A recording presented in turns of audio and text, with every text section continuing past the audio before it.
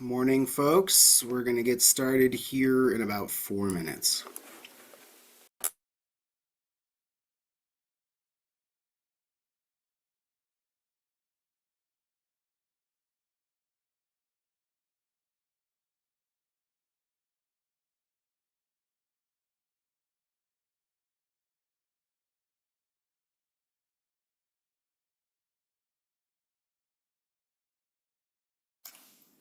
Hey, Carly. I'm going to make you a co-host. I know we've got some new DSP collaborative stuff that we can share from our social media, maybe? Thank you. Okay, that's good.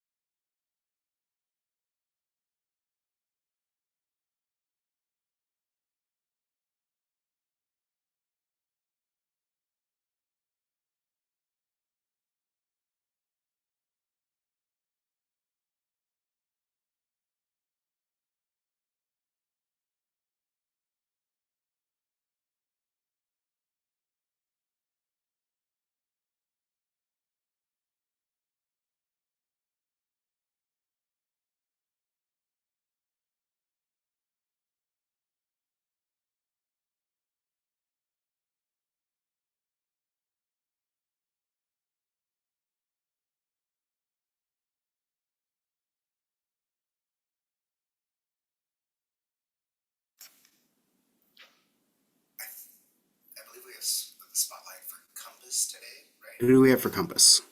Melanie? All right, Melanie. There you are. All right, perfect. Thank you. Make co-host. In case you want to share your screen.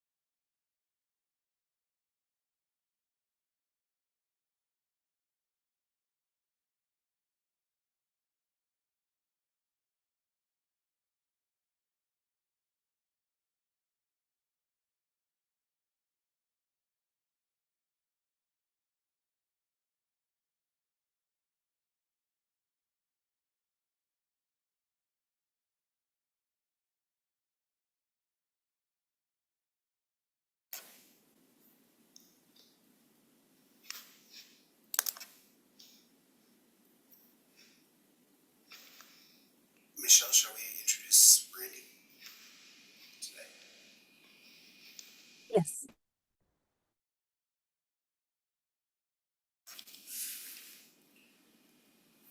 All right, good morning, folks. Today is May 2nd, 2025. This is Coffee with Community Services, Alta California Regional Center's weekly service provider meeting. Thank you so much for joining us today. We've got about 72 folks on. We will do an introduction of our staff and then get into our agenda for today. So for staff, this morning I see our manager Michelle is on. Good morning, as well as Michael and Christine from Community Services, as well as Alejandra. And my assistant Zach is on. Good morning. I see Dan and Jessica and Ethan and Jaslyn and Carly from Community Services, as well as Isabella and Tom and Beverly and Jolana, Virginia, and Odelia as well. From Client Services, I see our managers on. Good morning to Dana and Max. On page 1, I got to flip to page 2 and see who else is on here. And also, a good morning from Community Services. I see we've got Janice on and Alicia's on, and our managers, Helen and Scott, are both on as well. And our manager Jordan is on there. I see from Community Services, Boyd is on here, and see Chris as well. And Michelle, we have a special introduction. Yeah, good morning, everyone. I wanted to introduce you to our newest residential specialist in CSS, Brandy Jeffers. And Brandy, I'll let you unmute yourself and just tell a little bit about yourself. Brandy's been with the agency for a while. Hi, everybody. Good morning. So my name is Brandy, and I'm the newest residential CSS. I'm happy to be on board. I come with an extensive human services background, and I'm excited to be here.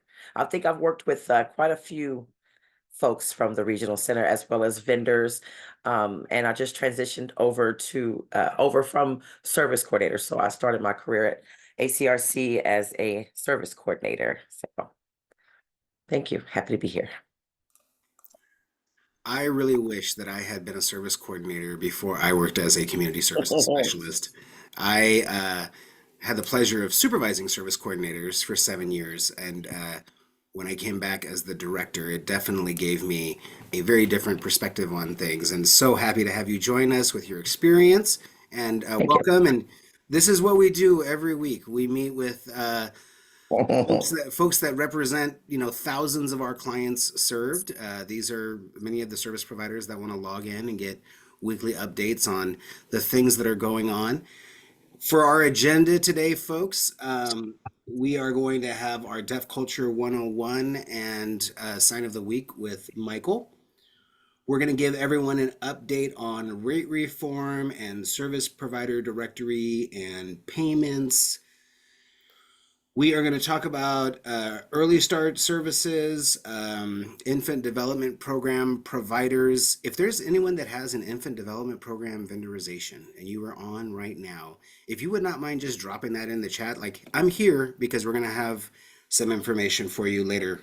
We want to make sure it connects to you. Very important. We have a spotlight. Compass is going to be on doing a spotlight today for, I believe, supported living services. We've got HCBS update from Scott. We have an update on our transportation vendor meetings that we've been having for the transition in the rate study. Carly is going to give an update on the DSP collaborative and some of the efforts that are going on, especially in the social media side of things. And if we have time, we'll give a little PAVE update for those of you that may be familiar with PAVE. We've got a little plug for that as well. So I'm going to start by spotlighting Michael and throwing it over to him. But I have to find him on my screen now. Oh, there he is. Okay, I found you. 1 second. There you go.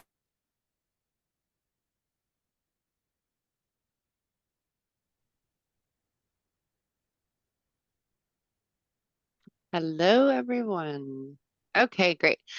So for this week's Sign of the Week, if you remember last week, we've done what, who, and where. This week, we have some of those other WH questions or those questions, which might be a challenge to sign.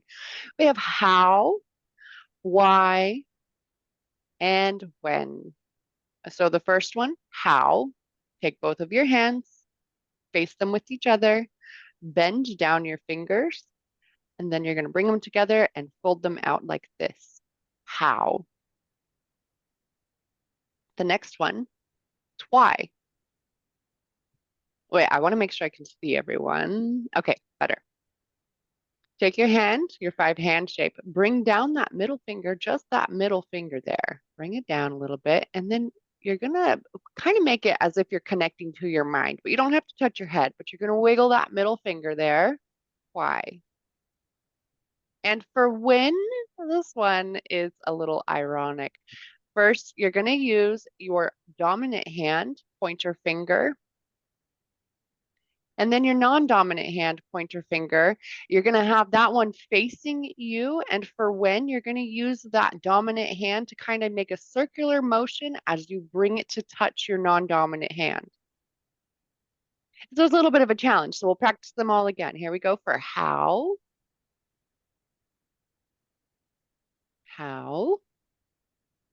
why, and when. Excellent job, everyone. Go ahead and take an opportunity to practice more. I'll put that link for you to YouTube in the chat. And now moving on to Deaf Culture 101. We're going to be talking about something called OmniBridge. That is AI. And the sign for it is like this, kind of bring that O hand shape. So now it's not full communication, it is AI, and hearing people use AI and have been using artificial intelligence to make life easier for them. They can ask it questions, they can get help, and AI will respond. It can also do things such as control your lights, change the lights colors. You can talk to your phone to ask it questions or do things. It really just makes your life simpler.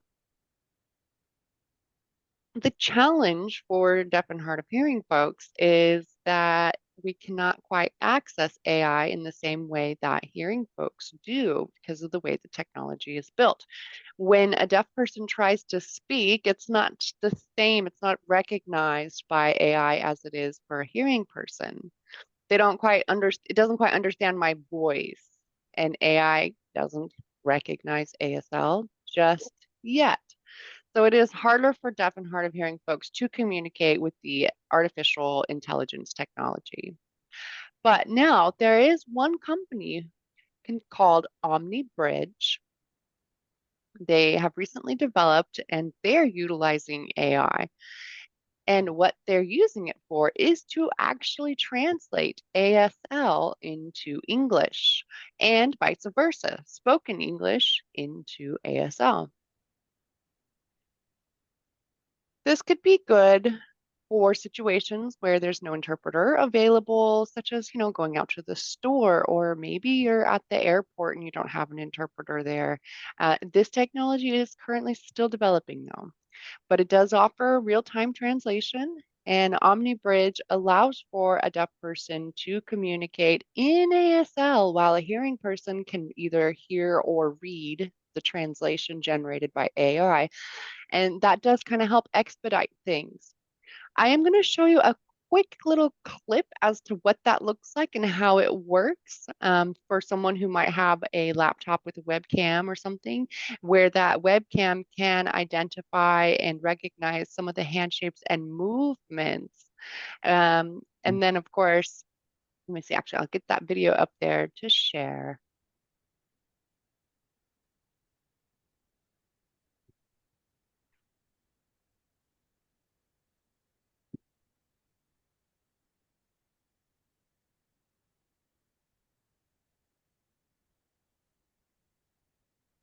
Available. I'd like to invite Hasiba on stage. Can you hear it? She's going to pretend to be our receptionist at the doctor's office. What you're going to see on screen is a bidirectional conversation where the software will translate my sign into the blue text and Hasiba's spoken English will be in gray.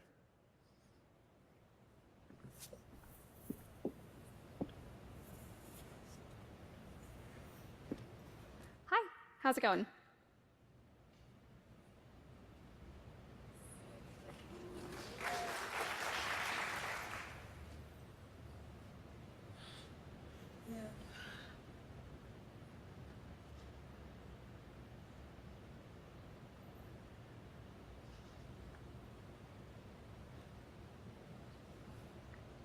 Sure, we can use OmniBridge. Could you tell me the name of the patient?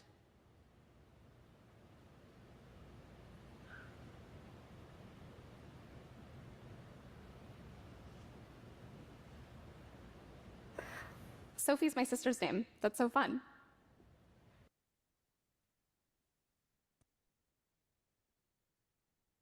So you can see that's pretty cool technology and a pretty excellent use of AI.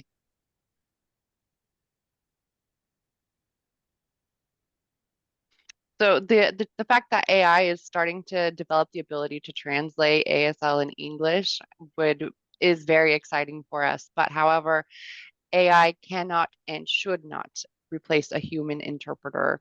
There is quite the depth to American Sign Language in facial expressions and body movements, and that can convey some very specific information based on production. So it cannot replace an interpreter, but we are hoping that AI will continue to develop recognition of ASL. And then, of course, English into ASL. So that way we can also access AI in the same way that hearing folks do in terms of asking Google questions or things like that.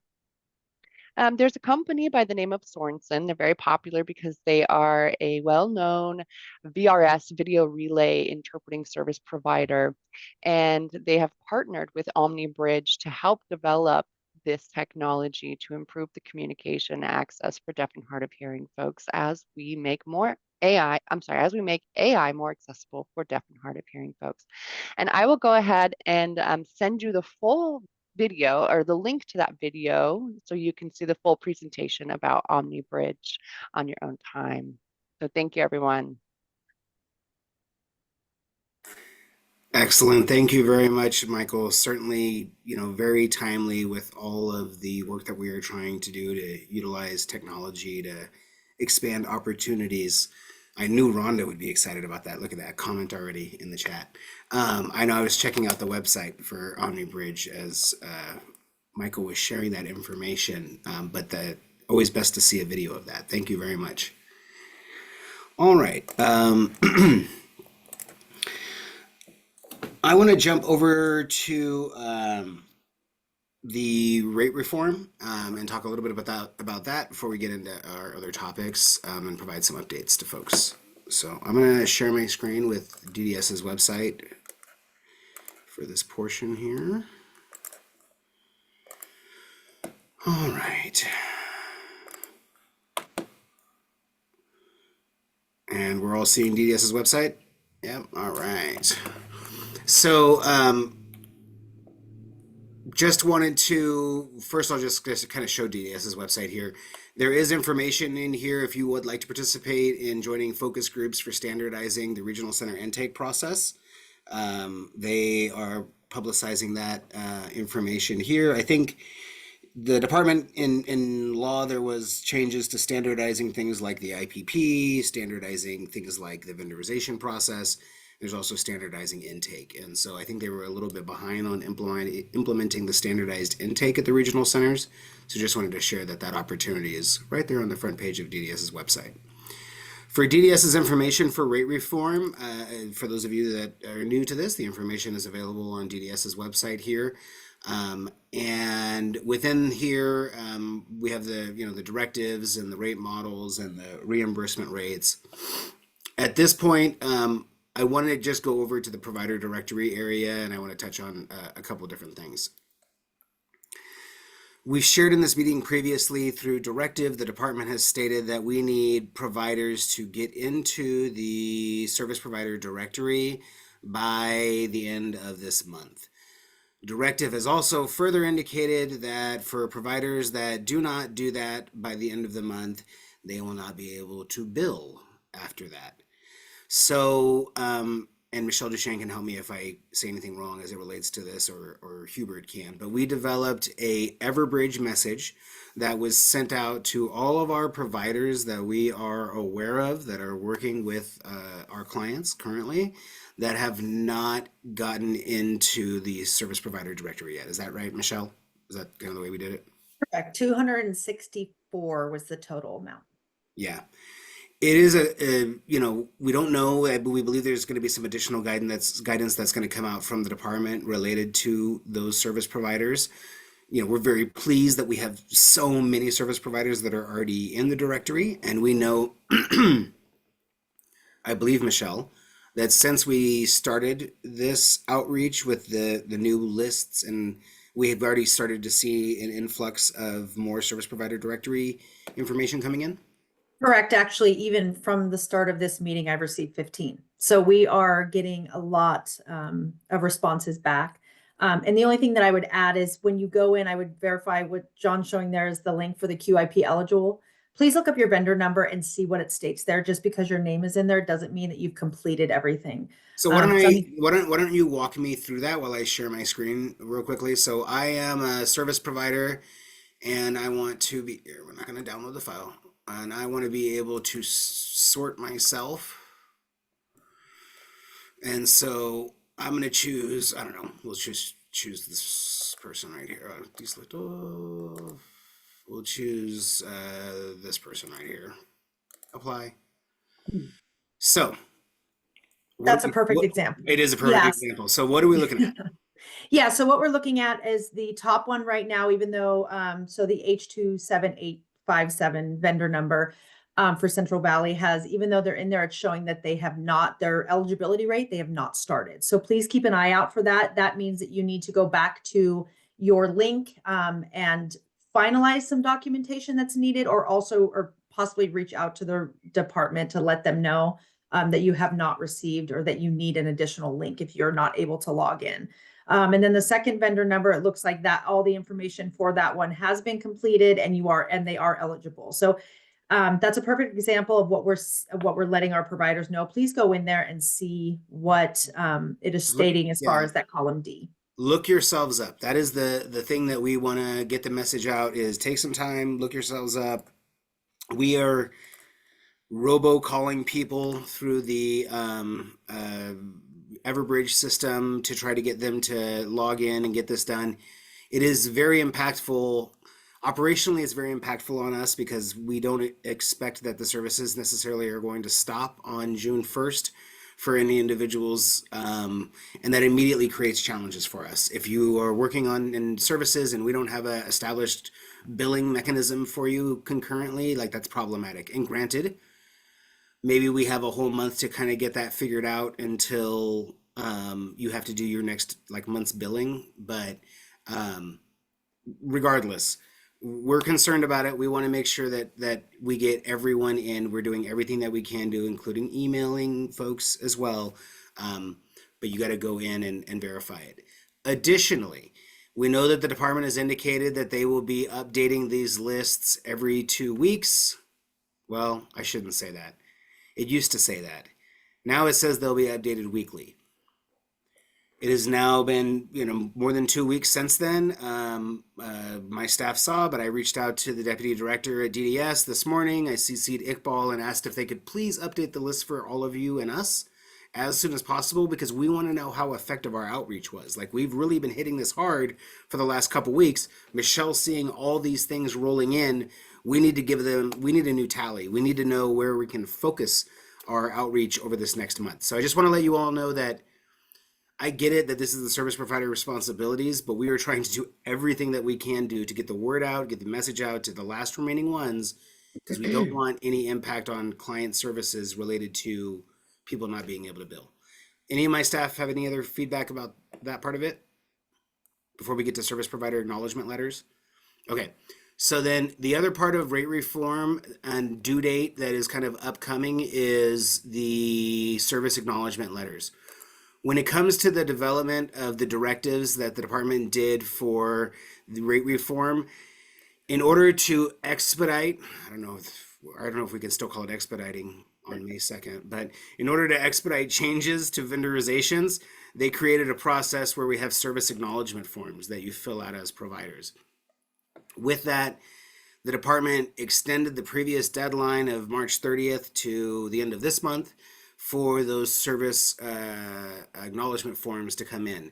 That acknowledgement form has your updated rate on it to the best of our ability, and it also has your new service code and then the corresponding directive that your service is going to fall under. So for example, if you're a supported living service, we're going to hear from Compass next, right? So let's say you're a supported living services vendor. There's a change now with the way the rates are developed for supported living services than the way they were previously. And supported living services has things like, I keep on using this example, but like some mileage, built in at a certain amounts and things like that into the rates and other things. The service acknowledgement forms are the providers, saying this directive, I recognize this directive applies to me, and I'm going to be accepting these new rates, that the regional center has. We know we have some exemptions that have gone into the department, and some of them have been approved as well. But we also know that we are now getting a lot of these letters back too. So Michelle, can you give us a little bit of an update on kind of that process and where we're at right now? As far as the exemptions? Yeah, no, not well. Let's go to the general, just the service acknowledgement forms themselves, all of them. Yeah, so update is 1,821 letters have been sent out. Out of those letters, we yesterday at the end of the day, about 22% of those have been signed. And so just keep a lookout for those. We do have some that were flagged that we need to correct. I think about 180 of them were some things that we found that we needed to correct before they were sent out to you guys. So we're still working on those. There will be that second small batch that will be going out. So if there's some service codes that you received some letters for, but you have not received others, for instance, if you have like a 109 on a 915, there's a probability that there was something that we needed to correct on that. So any questions you guys have when you guys get those, please reach out to me and your assigned specialist, and we can kind of let you know where it is in the process there. Though it has John Decker's contact information on there, and many have chosen to use that contact information to discuss their service acknowledgement forms, many of those 1,800, I will just be referring you to your specialist if you do directly contact me about your form at this time, because I want to make sure that the people that know the most about your vendorization have eyes on your paperwork, which that is part of this process right now that is different from the process a couple months ago. Was the specialists are actually checking all of them beforehand, and that's why we're also finding those mistakes. Now, the department changed our rules for these service acknowledgement letters because they want to make sure that we get all of them, which is that the letters do not necessarily have to have the most updated QIP information included on them. Our desire is to do that for the letters. However, here is the challenge. You just heard that we have a really large number of providers that are just now possibly getting into the service provider directory and just now maybe becoming eligible for the QIP. Those providers cannot stop and not turn their letters in. If that's one of you all that is here right now, please get your letter back into us. I promise you we're going to retro pay you back. We're going to talk about that next. And that we are going to but we need to get your letters in. If DDS comes back around to us at the end of this month, we need to make sure that those letters are in. As I just shared with you, DDS has not updated their database since April 15th. So anything that you've done to get into the service provider directory or to earn your QIP has not been transmitted to the regional centers yet. So just my plea, and this is for all the staff too that end up talking to people that are calling in, we need to get those forms back. And I know we want them accurate, but if we don't have the information yet, we really have to respect, I feel like, this May deadline to try to get all of these in. I want to see if there's any questions before we talk about the payments. Let's see. How do we know if our form is accepted and no further actions are required? So Michelle, that was the example that we just showed where and let me just I'm going to pull it up on the screen real quick to folks so that they can take a look at it. So the question specifically was basically, how do we know that we're done? I think, right? That's the question in the chat there.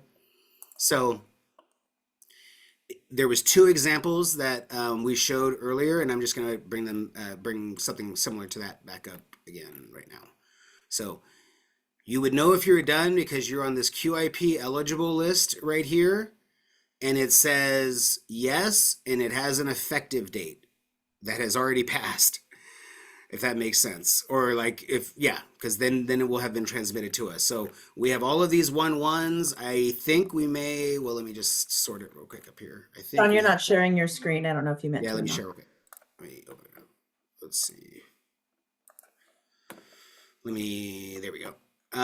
So we have all of these 1-1s, but we also have, they added some in May as well. They're down there somewhere. Whoops. So to illustrate, well, these are ones that are not started, but you want the ones again that are, I guess the January ones.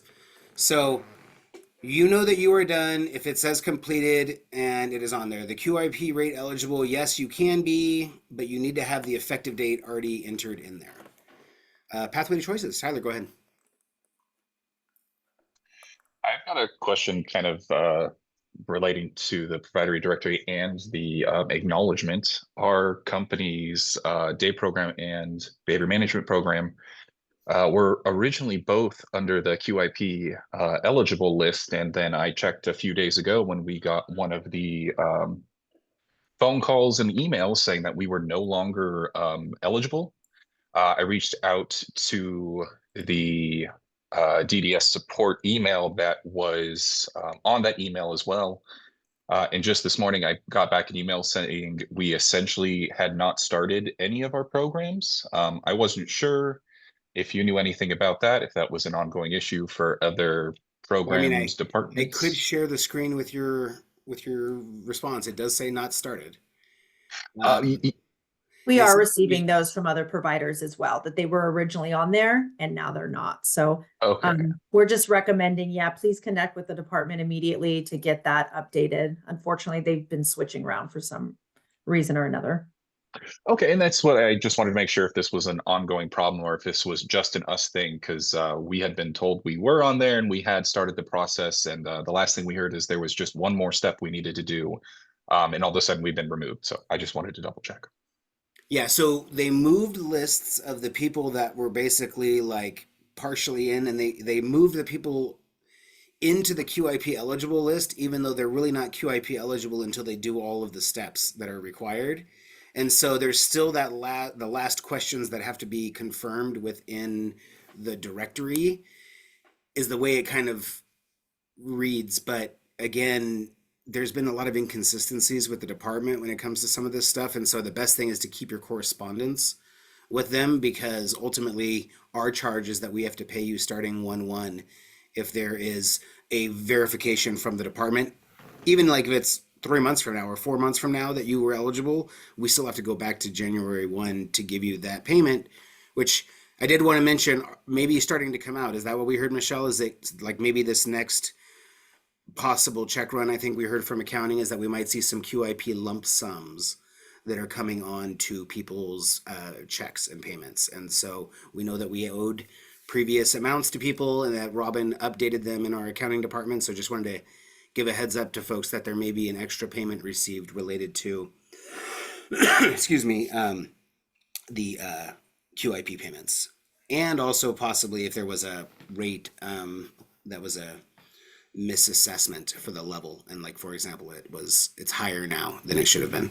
Tyler, any other questions? Just one more, going back to the service acknowledgement forms, because we did get an updated version of those for both of the programs that are no longer on the QIP eligible list. But going through the acknowledgement form, it does say we are eligible and it has the updated dates, rates, and all of that. I'm assuming I just shouldn't sign any of that and get that turned back into you guys, though, until we hear more from DDS about what's going on then? And I would turn it back in as soon as possible, actually. Yeah, Okay. just get it back into us. If for some reason you are not eligible right now, like we can take a note. We got like 25 of my staff on right now, so one of them can write it down and figure out, like, we just need to make sure that we don't want to pay you inappropriately and have to do a repayment from you. So why don't we just double check what we're planning on doing, and maybe you can correspond with Michelle Duchesne or your specialist if they're on. Okay, I'll reach out to them later to get more details. Yes. Thanks, John. Yeah, I think as I mentioned, Michelle I think she just said that we found approximately 120 or 100 and something inconsistencies in what we felt should be on the service provider acknowledgement forms, and that's what Michelle's reviewing right now, like with accounting, the things that were found. But man, we really want to make sure we get these in. And I recognize we may later on have to do something again that clarifies exactly what your rate is once we get additional documentation from DDS. But I don't know. I already said it 10 times. Please get your forms in, folks. Let me check the chat real quick. Alrighty. Sorry, okay. okay. If we are showing approved in the provider directory, but we are still showing as not started in the QIP eligible list, what should we do? Okay, so for that question, I think we're going to repeat the guidance to get clarification from the department on what your status is. And for Sherry, I think that's the same thing as well. Like you could send a message to us about it, but ultimately, because we don't control any of the databases related to it, because the question was, should I send it to ratereform@altaregional.org for form corrections? Is that for a form correction for the service provider directory? That's my question, Sherry. Because I think for the service provider directory, Michelle, if there's an issue with the form, you just reject it and sign now, right? Or how does that work? Yeah, correct. But I'm wondering if the error is if they've completed it based on the information that we've sent out. If that's the case, like with Lindsay, I would just, like you said, keep the correspondence and hopefully they will update for the acknowledgement service provider directory has our new address. Okay. Yeah, Sherry, if you want to email me, I put my email in the chat. We can connect so I can get some more information and support you better. All right, and thank you all very much for that. Again, we're just going to keep updating you as we go along with more information from the department related to that. For early start providers, well, for a couple things. One, for transportation providers, we have had a few things happen. One is the Department of Developmental Services sent out a survey to transportation providers. We talked about it last week, and this is to resurvey your costs for DDS to do a reassessment of the rate that they are establishing for transportation.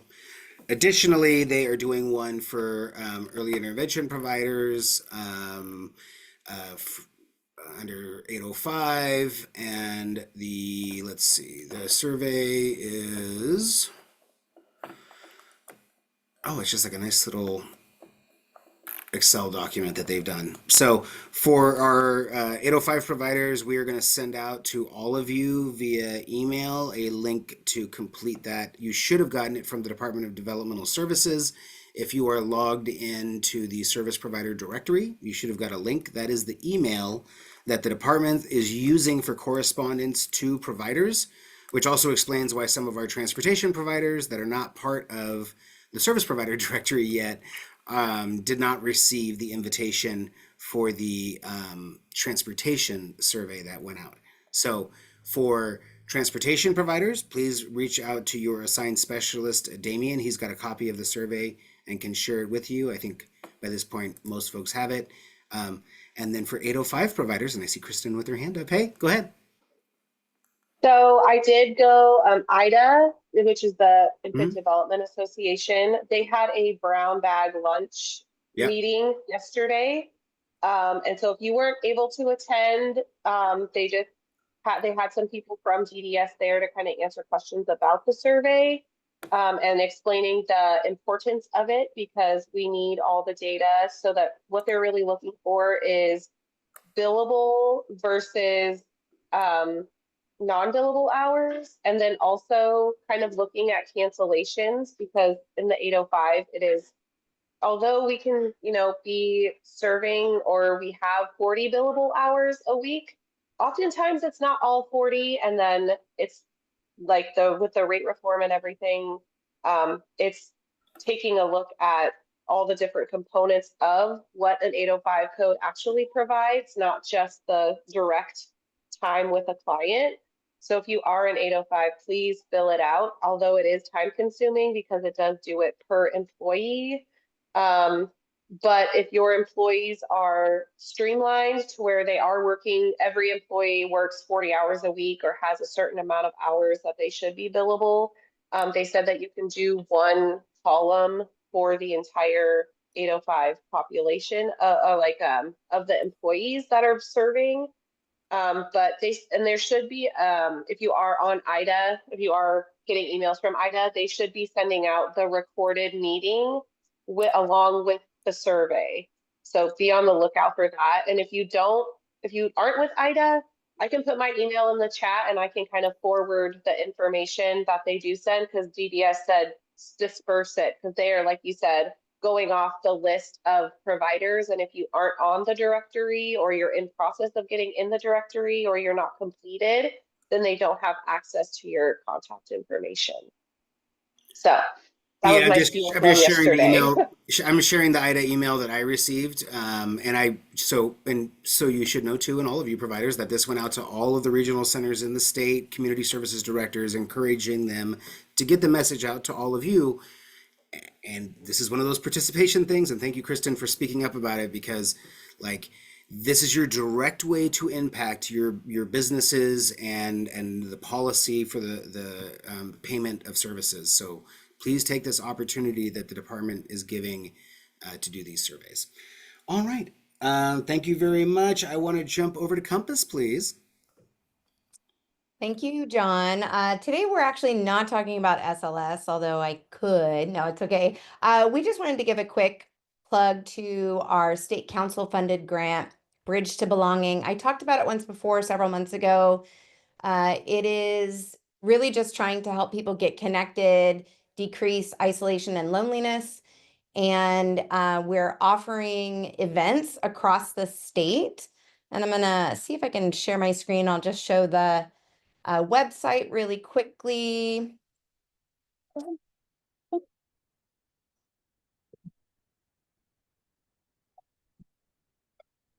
Sorry, had to enable something. I assume you can't see that.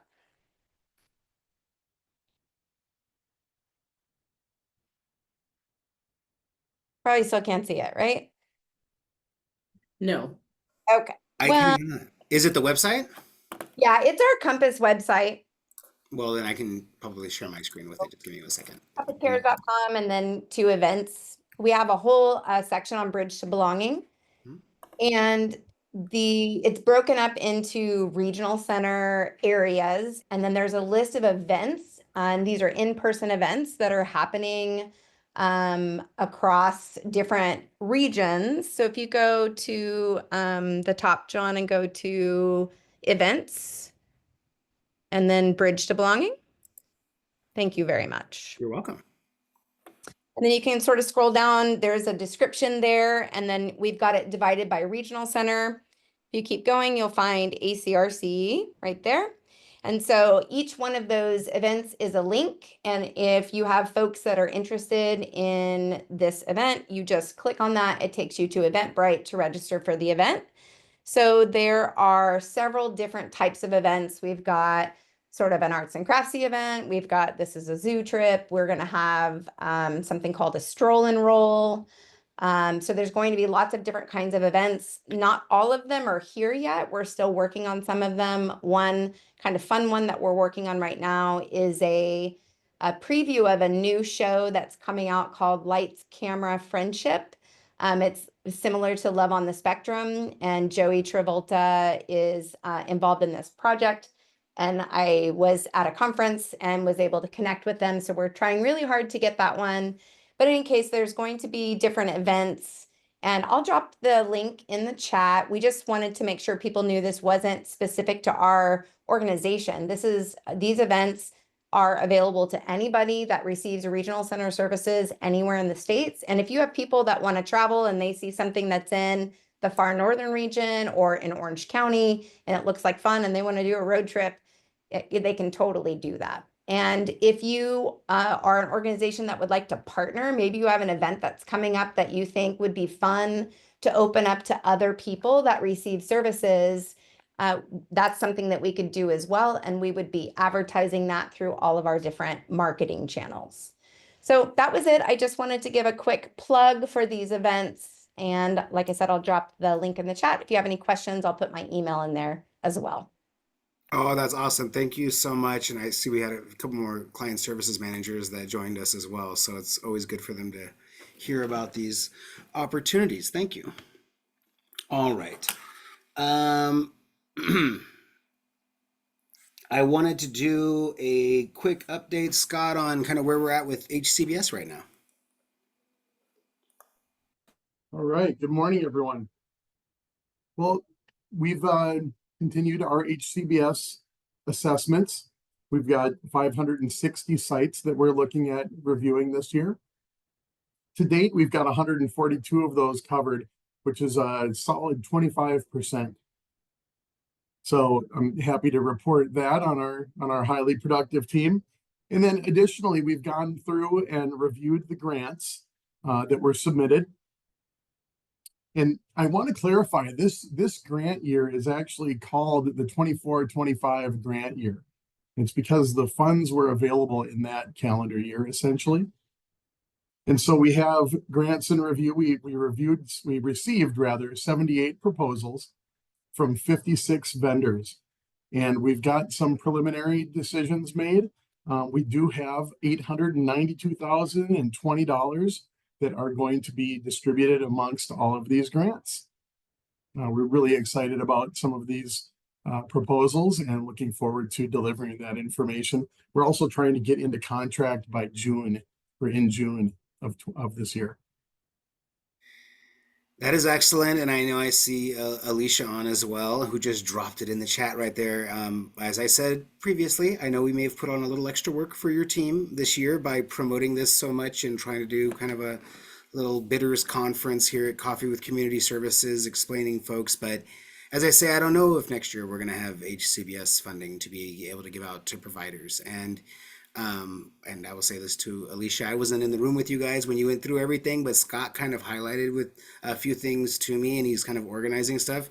And I'm excited. I think this is excellent. I appreciate all the work that the providers put in to making these requests. And again, just looking forward to awarding these projects. We have anything else about that one, Scott, or anyone on that team? Nope. All right. Excellent.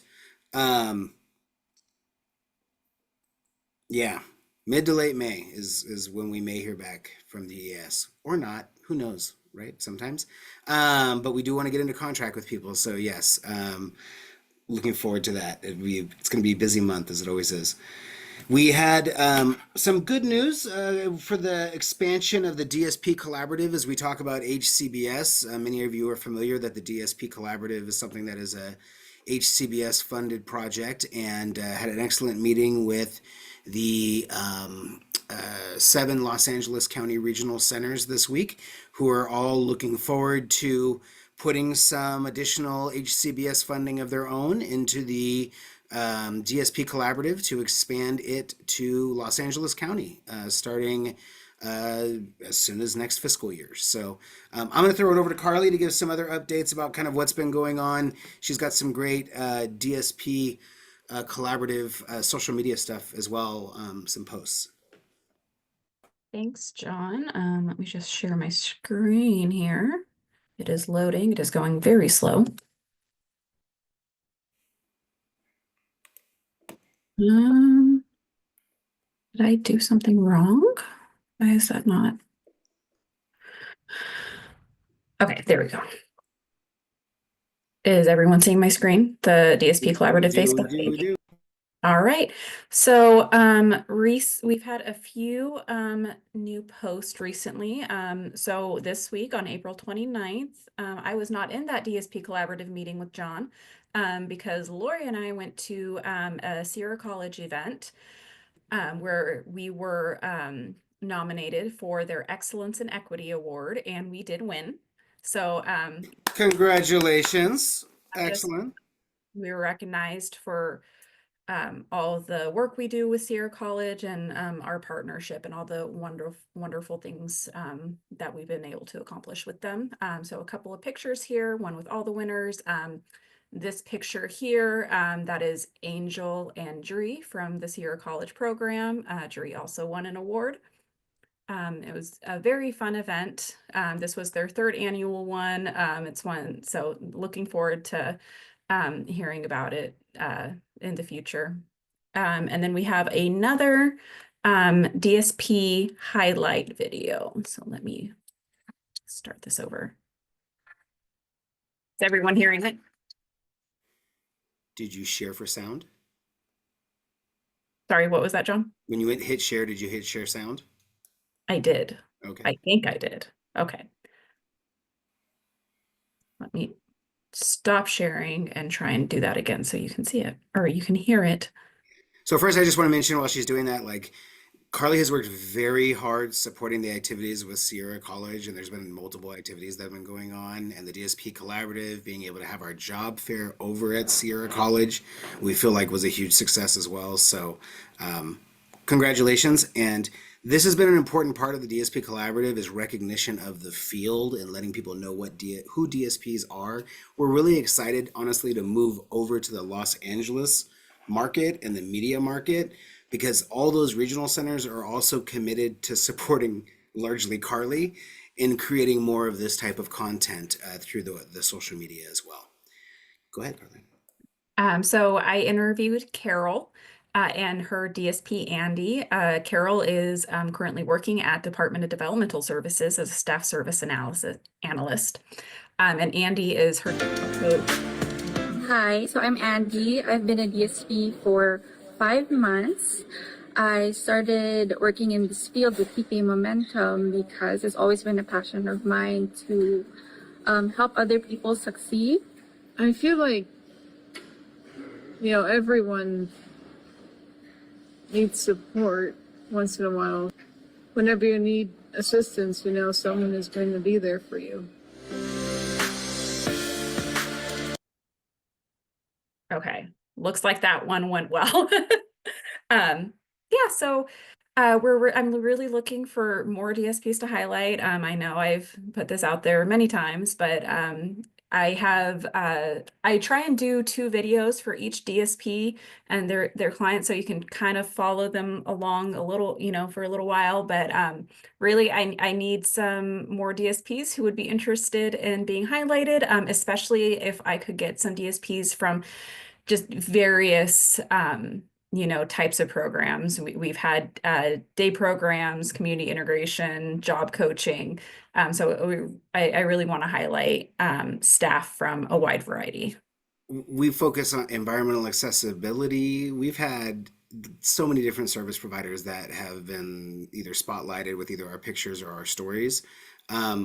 I wonder, Carly, if maybe we can just keep people in this meeting until we see like maybe 3 or 4 service providers that write in the chat that they're interested in doing this. Well, there's one. Okay. Do I move on or do I just keep it like this for a little bit until we get a few more that pop up in the chat? Well, I just got another one. Okay. Direct message. So There's I 80, think we there's can 80 move on. of our largest service providers on this meeting right now, like that in our area. And again, your people do such amazing things. Being able to like talk about your companies and the specific work that they're doing in order to encourage other people into the field is like a great thing that you can support our whole community with. So please, thank you very much for those of you that are willing to get the spotlights. Carly and I rely on this so that we can get the content that we need for the social media and keep the posts going out for that.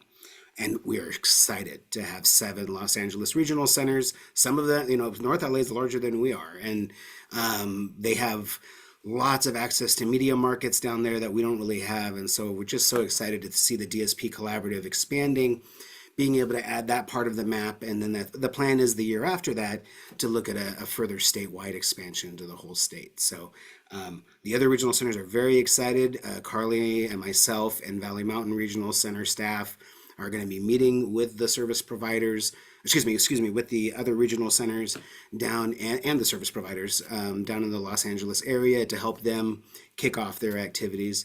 Meanwhile, the last thing I know, just to share, Carly is working together with me. Together with me, we're going to find the next spot for our next job fair as well. So we're working on that, and hopefully we'll have an announcement. I'm going to say in the next few weeks of where we're looking at for our next job fair. So thank you, folks. All right. And Michelle Duchesne, we are currently working with the California Community Living Network to implement the PAVE, and I'm just going to drop it in the chat. I believe in the past we've had Dr. Julie Beetle Brown come here and talk a little bit about PAVE, but we are part of the pilot that is going on in the state of California, and I'm just going to drop it in the chat real quick for folks. Here we go. And I just sent that to the interpreter only. Certainly didn't mean to do that. Sorry, Lacey. All right, then send that to everyone now in the chat. And let me share my screen. So the PAVE project, again, this is a pilot that is funded through the Department of Developmental Services, and we are going to be working with some of our service coordinators at our regional center to help utilize the PAVE portal in order to allow clients to have better information and better preparation to be in their IPP meetings. PAVE is really seeking to define some services a little bit better as well, supported living services, independent living services, looking at respite services. I think looking at supported employment possibly as well. That's some of the aspects of it. So we're getting excited about that. I know that Michelle reached out to, or is going to reach out to Lindsay Dyba. We're going to try to get a kind of an updated presentation about PAVE at our upcoming Provider Advisory Committee meeting, I believe in the month of June is what we're targeting for. So just want to share with folks about that. The PAVE is coming and we're working on the pilot, and we're going to be providing more updates and information about that for everyone.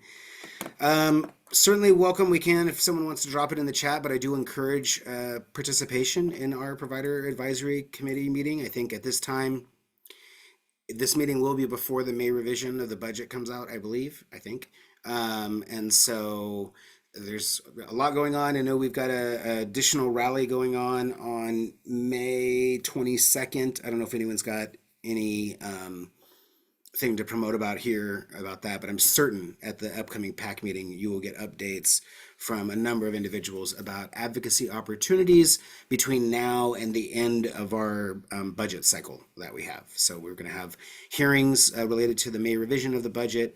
Does anyone have any updates about that? Oh, Eric just raised his hand. Perfect. Thank you. They're still planning. There's a meeting. I'm not in the meetings, but we have representatives in the meeting that are for planning it for May 22nd. So I'd encourage everybody to put that on your calendar. We have not seen the May revised, but we are anticipating between what's happening at the federal level, which we don't talk a ton about here, but it's a huge threat. And I think everybody in the know is assuming that we will be impacted in some way by the proposals. So we do think it's important to have that date saved. I would also just make a plug. Yes, the Provider Advisory Committee is important, but the Provider Advisory Committee started something called the Capital Coalition, which is run by members here. Vendors in this area on this meeting have come together to form the Capital Coalition, which is its own independent advocacy organization that's meant to help promote our interests at the Capitol, the interests of the folks that we serve and families.